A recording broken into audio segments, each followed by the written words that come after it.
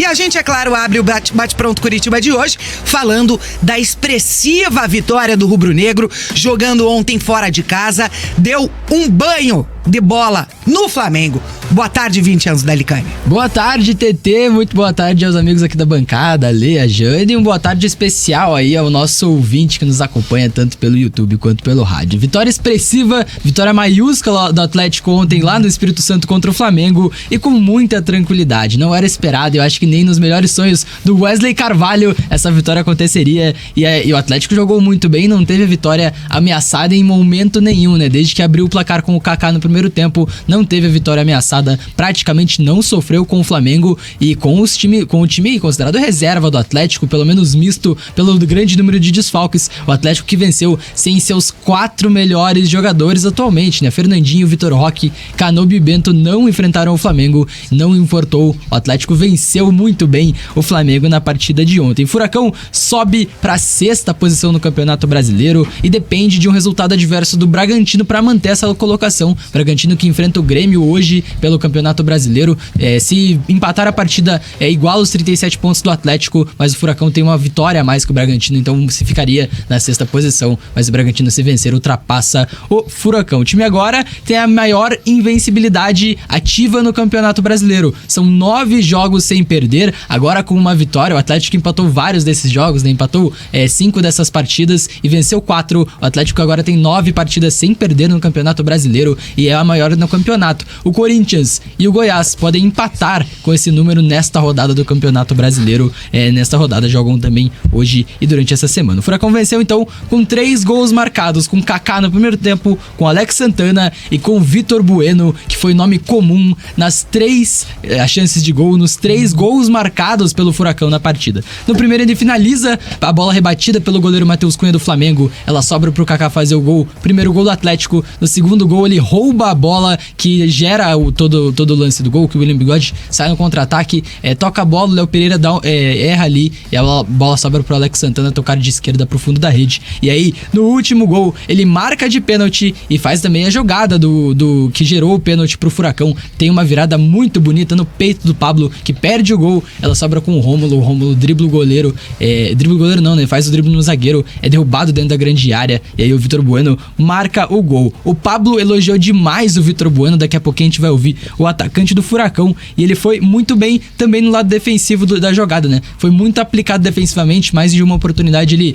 acompanhou o Gerson, acompanhou o Everton Cebolinha ali pela direita da defesa do Atlético para auxiliar o Madison também, então recebeu uma nova função de jogar aberto, com um meia aberto na fase defensiva e com um meia armador na fase ofensiva, e foi muito bem, abraçou a função do professor Wesley Carvalho. O Atlético também aí teve o Kaká como um grande destaque, né? Ele teve 12 ações defensivas na partida, é um número alto e foi o maior em todo o jogo, e teve aí então 5 cortes, ele travou um chute, teve 3 interceptações e 3 desarmes também. É muito ativo o Kaká na jogada, que ainda tá 100% nas tentativas de desarme pelo Furacão. Sempre que ele tenta desarmar um atacante, ele tem conseguido nesse início de trajetória pelo Atlético nesse momento. O Kaká que chegou a 2 gols com a camisa do Atlético, marcou contra o Cuiabá e marcou contra o Fluminense, e voltou a marcar contra o Flamengo. É o carrasco dos cariocas até esse momento, o Kaká pelo Atlético, que teve também boas atuações do Lucas Esquivel, o argentino que agradou o Lionel Scaloni na seleção argentina principal, jogando como zagueiro. Ontem também jogou como zagueiro, foi muito bem, praticamente perfeito, aí acertou 93% dos passes que tentou e foi muito bem na construção também, irretocável por cima e por baixo na defesa. O Lucas Esquivel muito bem na partida de ontem, e o Hugo Moura também a de se destacar. O Wesley Carvalho destaca a atuação do Hugo Moura, muito firme, modo pitbull do Hugo Moura. Ontem no Twitter falaram que lembrou o Cocito, TT. O Hugo Moura lembrou o Cocito na partida. Não, ele jogou muito. Foi muito bem nos desarmes, no combate aos jogadores do Flamengo, foi bem na saída de bola também. Uma pena que está suspenso, né? Tomou o 3º cartão amarelo, está suspenso para a partida contra o Internacional na próxima quinta-feira. O Wesley Carvalho, então, testou um novo esquema com 2 meias armadores, o 2-2 no meio campo, como ele gosta de falar, com 2 volantes de mais de contenção e 2 meias armadores, com o Vitor Bueno e com o Bruno Zapelli, que a combinação entre os dois foi muito boa e deu um banho de bola no Flamengo, e mesmo sem seus 4 melhores jogadores, mesmo sem Fernandinho, Vitor Roque, Canóbio e Bento. E para a próxima partida, Wesley Carvalho então tem dores de cabeça, mas boas dores de cabeça para escalar o Atlético. O único problema é o Hugo Moura, que está suspenso, como mencionei agora há pouco, pelo 3º cartão amarelo. O Christian deve voltar, é a tendência de que ele volte para a partida que vem. Todos esses, o Fernandinho, o Vitor Roque e o Canóbio também voltam. O Bento vai um pouquinho mais de recuperação e o Vidal, o Atlético perdeu aí até provavelmente o final dessa temporada, mas o Wesley Carvalho agora com boas dores de cabeça para escalar o Furacão para a próxima partida, depois desse banho de bola no Flamengo lá em Cariacica. Janaína Castilho acompanhou a partida, fez os comentários na nossa transmissão do jogo de ontem, e eu, é claro, acompanhei a partida em casa, assisti o jogo pela televisão e ouvindo, no mudo, né, ouvindo a nossa transmissão, óbvio. Eu também. E no primeiro tempo me chamou muito a atenção o volume de jogo que o Atlético Paranaense esteve jogando, mesmo fora de casa. No primeiro tempo, se eu não tô enganada, foram 10 finalizações do Atlético Paranaense contra 1 ou 2 do Flamengo. Foi realmente um furacão desde o começo do jogo, né, Jean? E apesar do Flamengo ter mais volume, né, de ter mais posse de bola, mesmo assim o Atlético conseguia explorar os erros do Flamengo, as falhas ali do rubro-negro carioca, e trabalhava bastante essa bola na defesa. Acho que a postura do Atlético fez toda a diferença, né? Porque antes do jogo a gente falava muito dos desfalques, o Atlético extremamente desfalcado, sem os grandes pilares ali do time, né? Sem o Canóbio, sem o Vitor Roque, sem o Fernandinho, encarando um adversário muito forte, que é o Flamengo, que mesmo que tenha seus desfalques também, né? Tinha desfalques ali na lateral, teve que mudar o esquema, entrou com 3 zagueiros, enfim. Sempre é um time perigoso, é um time que tem um elenco forte, que impõe respeito. Tinha Gabigol e Pedro voltando a jogar juntos ali no ataque também, né? Depois de 3 meses. Embora estejam numa fase ruim, né, em baixa, mas logicamente que é um adversário a ser respeitado.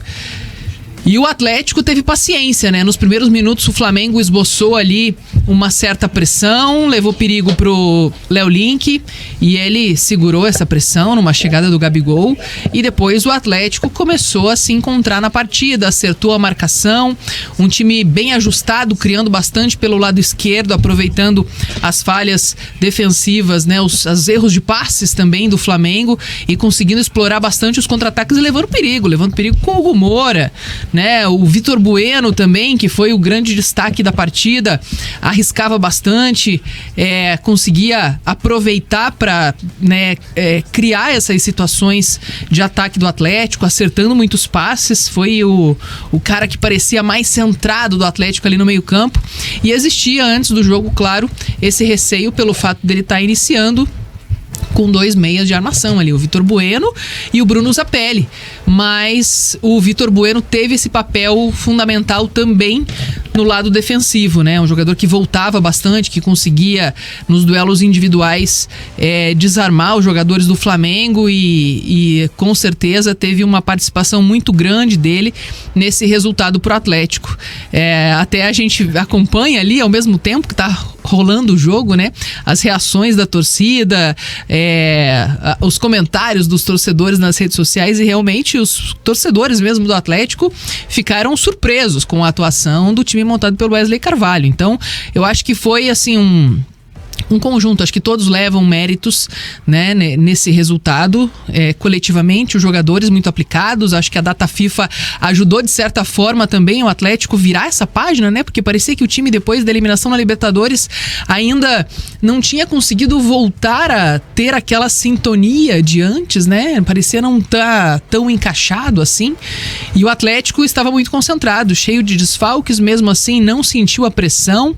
E o que eu acho mais importante também, depois de ter feito gol, não ter recuado, né? Não ter mudado a atitude, ter mantido os 90 minutos, essa busca por fazer mais e por criar mais. Inclusive o Pablo, né? Teve ali 2, 3 oportunidades na cara do gol, acabou perdendo, mas ele é um jogador de grupo, né? Ele é aquele jogador experiente, de liderança, que eu acho que passa uma energia muito boa também para os jogadores do Atlético. Ali durante a cobrança de pênalti do Vitor Bueno, o Pablo tava ali ansioso na torcida, comemorando, né? Ansioso para comemorar o chute do Bueno, que não errou pênalti, né? Tem 100% de aproveitamento.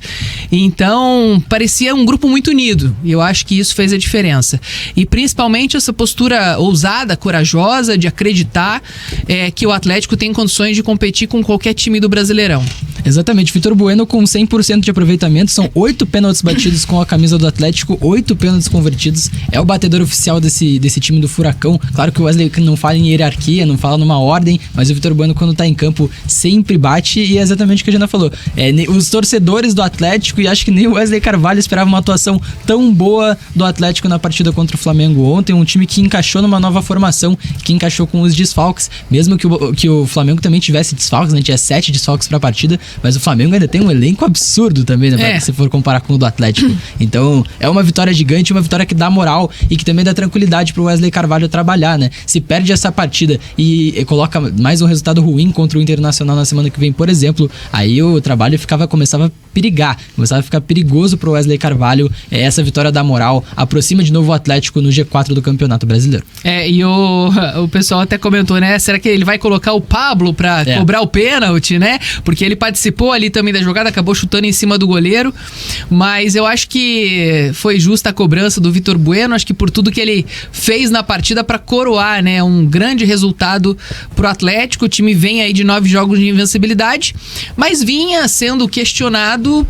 pelas atuações, né? Porque muitos desses resultados foram empates, e foram 5 empates, né? E claro que alguns deles poderiam ter sido vitórias. Então acho que foi uma atuação fora do que o Atlético fez nesses últimos jogos do Brasileirão. Então acho que há de ser exaltado, tirar pontos positivos, e se tava, né, complicado com tantos desfalques e conseguir um 3-0 agora com reforços, né? Canóbio descansado, Vitor Roque voltando, Fernandinho à disposição. Canóbio postou uma foto ontem nas redes sociais dele, ontem à noite, tomando um tererê e vendo o jogo pela televisão, galera. Tava literalmente descansando, mas não deixa de acompanhar a partida. Galera atleticana feliz da vida participando por aqui. O Glad, que nos acompanha todos os dias lá na Ilha do Mel, dizendo: Hugo Moura, pitbull de sangue rubro-negro. O João Vitor Alves falando que o Diego, né, ex-jogador do Flamengo, tava quase chorando ontem na transmissão da televisão.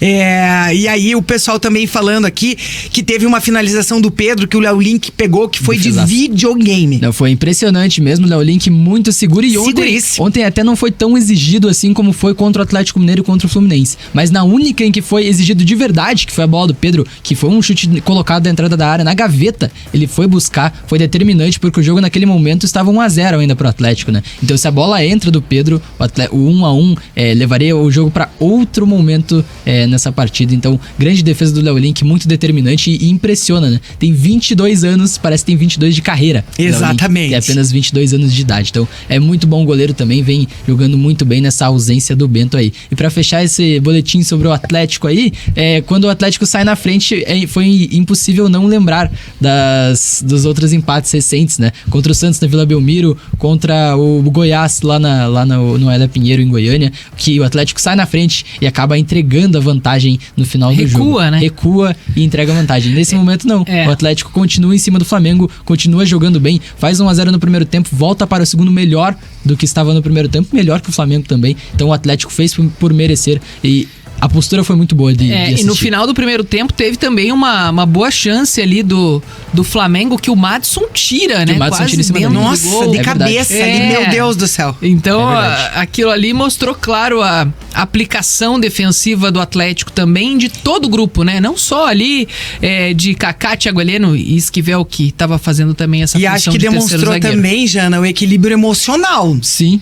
né? Por isso que eu até brinquei. Eu acho que a data FIFA fez bem. De jogadores que não jogam antes tanto, parecia que isso tava tão difícil de ser reencontrado, né? O que tava acontecendo com o Atlético? Eu acho que o time tava sentindo, de certa forma, também a pressão de ter apenas uma competição, de poder se dedicar 100% a ela e ter a obrigação e a responsabilidade de fazer um excelente campeonato brasileiro, né? Então, acho que agora, talvez isso está sendo levado de uma forma um pouco mais positiva e faz toda a diferença, né? Acho que você joga de forma mais leve, o Atlético naturalmente conseguiu uma posição ali na tabela de classificação que dá, né, uma certa tranquilidade também para o time trabalhar e dar moral, né? Nesse momento em que, claro, o Atlético precisa manter essa boa sequência.